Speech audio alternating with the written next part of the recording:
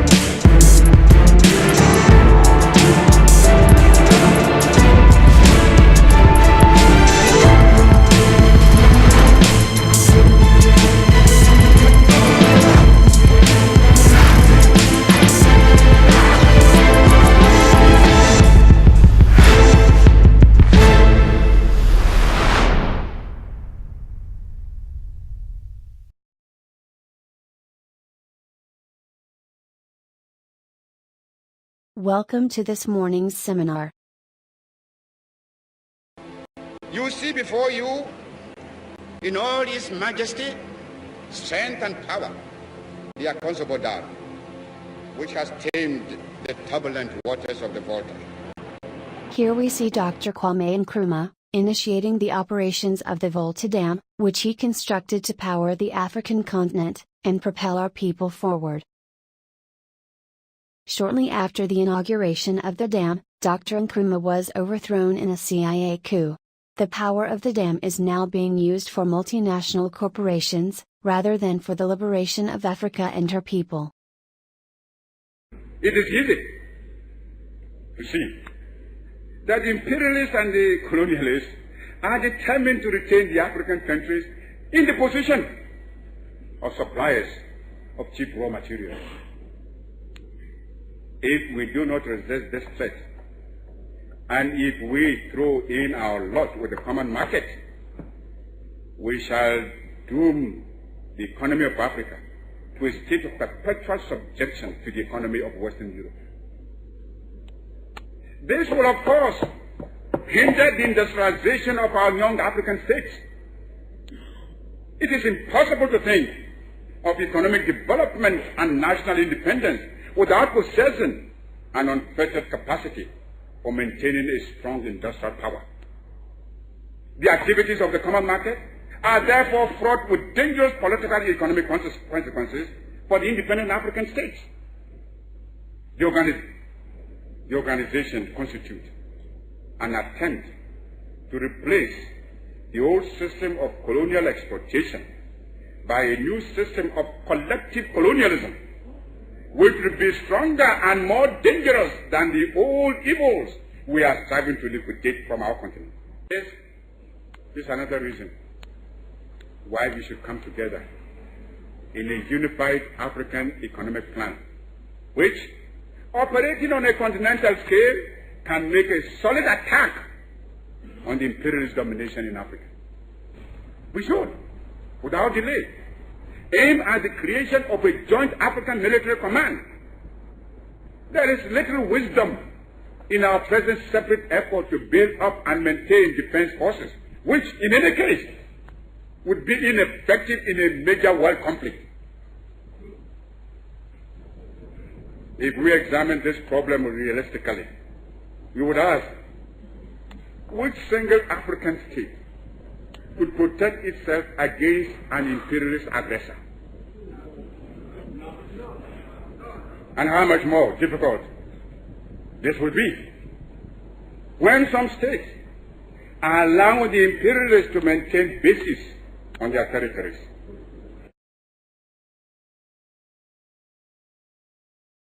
When I am dead, wrap the mantle of the red, the black and the green around me, for in the new life I shall rise up with God's grace and blessing to lead the millions up the heights and the triumph that you well know. Look for me in a world when there is storm. Look for me all around you, for with God's grace I shall come back with countless millions of black men and women who have died in America, those who have died in the West Indies, and those who have died in Africa to aid you in the fight for liberty, freedom, and life.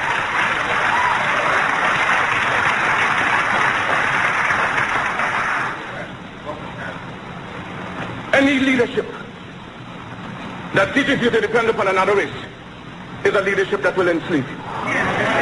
Any leadership that teaches you to depend upon another race is a leadership that will enslave you. They gave leadership to our foreparents, and that leadership made them slaves.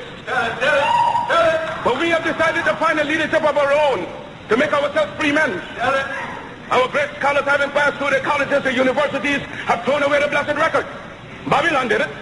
Assyria did it. France under Napoleon did it. Germany under Prince von Bismarck did it. England under America under George Washington did it. Africa with 400 million black people can do it. If you cannot do it, if you are not prepared to do it, then you will die. You race of cowards. You race of imbeciles, you race of good for nothing. If you cannot do what other men have done, what other nations have done, what other races have done, then you had better die.